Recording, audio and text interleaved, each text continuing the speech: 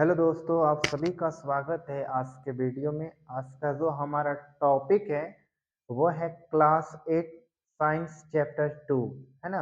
जो micro organism जो chapter है ना, सूक्ष्म जीव, उसी को हम लोग आज के वीडियो में अध्ययन करने वाले हैं। तो चलिए आज के टॉपिक को हम लोग स्टार्ट करते हैं। वीडियो को आप लोग लाइक कर दें, है ना। चलिएगा, बाद में करते नहीं आप लोग। जैसे कि आपका ये जो टॉपिक है, सूक्ष्म जीव मित्र एवं शत्रु, है ना। सूक्ष्म जीव हमारे मित्र भी हैं और शत्रु भी हैं। कैसे, पहले उसके बारे में हम लोग समझेंगे कि सूक्ष्म जीव क्या है ना, किसे कहते हैं सूक्ष्म जीव, है ना, माइक्रो ऑर्गेनिज्म। चलिएगा, ऐसी जीव, है ना, ऐसी जीव जिन्हें हमारी आंख जो है नग्न आंखों से यानी खुली आंखों से ऐसे जीव को हम लोग नहीं देख सकते हैं, है ना। उसी को क्या कहते हैं, सूक्ष्म जीव कहते हैं। उसको देखने के लिए जो है सूक्ष्म दर्शी यानी माइक्रोस्कोप की आवश्यकता पड़ती है, ठीक है ना। तो सूक्ष्म जीव किसे कहते हैं, तो सबसे पहले आप सभी को ये लिखना है कि सूक्ष्म जीव जिन्हें हमारी आंखों नंगी आंखों से नहीं देख सकते हैं, उसे देखने के लिए सूक्ष्मदर्शी की आवश्यकता पड़ती है, सूक्ष्म जीव कहलाते हैं, ठीक है ना। जैसे कि आपके सामने लिखे हैं, ऐसी जीव जिन्हें नग्न आंखों से देखना संभव नहीं हो, है ना, पॉसिबल है ही नहीं। इन्हें देखने के लिए सूक्ष्मदर्शी की आवश्यकता पड़ती है ना। सूक्ष्म जीव कहलाता है ना, माइक्रो ऑर्गेनिज्म कहलाता है, ठीक है। जैसे अमीबा है, पैरामीशियम है, विषाणु है, एक्सेट्रा, है ना, इत्यादि। ये सब क्या है, सूक्ष्म जीव के प्रकार हैं, ठीक है। सूक्ष्म जीव को ऐसे तो मुख्यतः चार प्रकार में क्या किया गया है, बांटा गया है। जैसे कवक है, जीवाणु है, प्रोटोजोआ है, शैवाल है, और एक आते हैं विषाणु, वायरस जिसे बोलते हैं, है ना।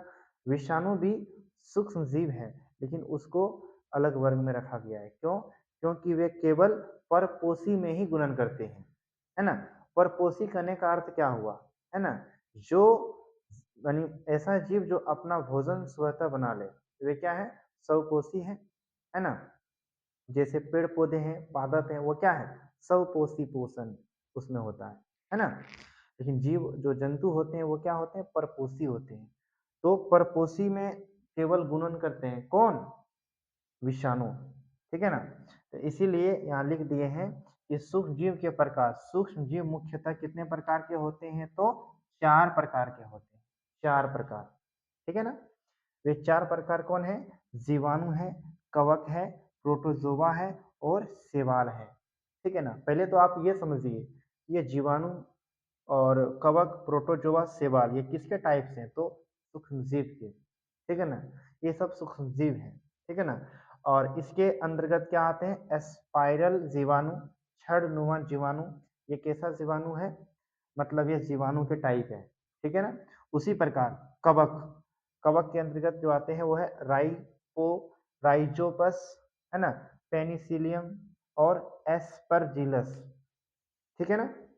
उसी प्रकार हम लोग देखेंगे प्रोटोजोआ, है ना, इसके अंतर्गत अमीबा और पैरामीशियम आते हैं, ठीक है ना।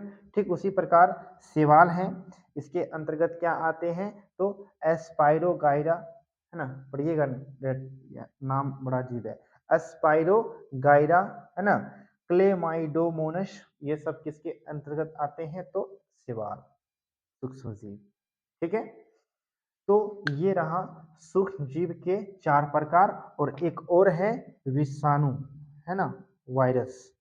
ये क्या है, ये भी सूक्ष्म जीव है, लेकिन ये केवल किसमें गुणन करते हैं, परपोषी में गुणन करते हैं, है ना। क्लास 8 सिलेबस के अनुसार सूक्ष्म जीव चार प्रकार के होते हैं, जीवाणु, कवक, प्रोटोजोआ, शैवाल।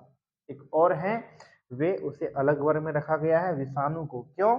क्योंकि ये केवल परपोषी में ही गुणन करते हैं। जैसे जीवाणु क्या है, जीवाणु स्वपोषी और परपोषी दोनों में, जंतु कोशिका और पादप कोशिका दोनों में गुणन करते हैं, इसलिए ये क्या है, मतलब ये जो सूक्ष्म जीव है इस वर्ग में रखा गया है ना, जो चार प्रकार के हैं, ठीक है ना। तो इस प्रकार से हम लोग देख सकते हैं कि सूक्ष्म जीव 4 प्रकार के हैं और एक भाग और है जिसे वायरस बोलते हैं, है ना? सर्दी जुकाम का जो कारण है वो क्या है? विषाणु ही तो है, विषाणु सूक्ष्म जीव के कारण तो होते हैं, है ना? तो अब हम लोग ये समझेंगे कि सूक्ष्म जीव से जो लाभदायक होते हैं कैसे और हानिकारक है वो कैसे, इस चीज को हम लोग अच्छे से समझते हैं। वीडियो में बने रहें। Thank you. सूक्ष्म जीव से लाभ होते हैं या उससे हानि होते हैं, उसको समझने से पहले आइए हम लोग समझते हैं सूक्ष्म जीव कहाँ पाए जाते हैं, है ना? सबसे पहले हम लोग ये समझेंगे कि सूक्ष्म जीव जो है कहाँ कहाँ पाए जा सकते हैं, ठीक है ना? तो आपके सामने लिख दिए हैं सूक्ष्म जीव सभी जगह पाए जाते हैं। सभी जगह बोलने का अर्थ क्या हुआ भाई? वायु में, जल में, सभी सतहों पर तथा सभी जीवित वस्तुओं में, सभी जीवित वस्तुओं में, है ना? ये ठंड में भी और गर्म स्रोत में भी हर परिस्थिति में हर जगह रह सकते हैं, है ना? ठंड हो चाहे गर्म हो, दोनों अवस्थाओं में मीडियम में ये रह सकते हैं। कौन? सूक्ष्म जीव रह सकते हैं, ठीक है ना? सूक्ष्म जीव मरुस्थल, दलदल तथा मनुष्य सहित सभी सजीवों के शरीर के अंदर भी पाए जाते हैं, ठीक है ना? ये बहुत इंपॉर्टेंट पॉइंट है। सभी सजीवों के शरीर के अंदर पाए जाते हैं, है ना? क्या चीज? सूक्ष्म जीव, ठीक है ना? तो आप सभी समझ गए होंगे कि सूक्ष्म जीव कहाँ पाए जाते हैं। तो सूक्ष्म जीव जो है वायु में, जल में, सभी सतहों पर, है ना? उसी तरह सभी जीवित वस्तुओं में, ठीक है? और गर्म अवस्था में भी और ठंड अवस्था में भी, दोनों स्रोत में ये रह सकते हैं, ठीक है? सूक्ष्म जीव मरुस्थल, दलदल तथा मनुष्य सहित सभी सजीवों के शरीर के अंदर भी पाए जाते हैं, है ना? मनुष्य सहित सभी सजीव, सजीव समझते हैं ना आप लोग? सजीव किसे कहते हैं? सजीव जो जिसमें क्या हो?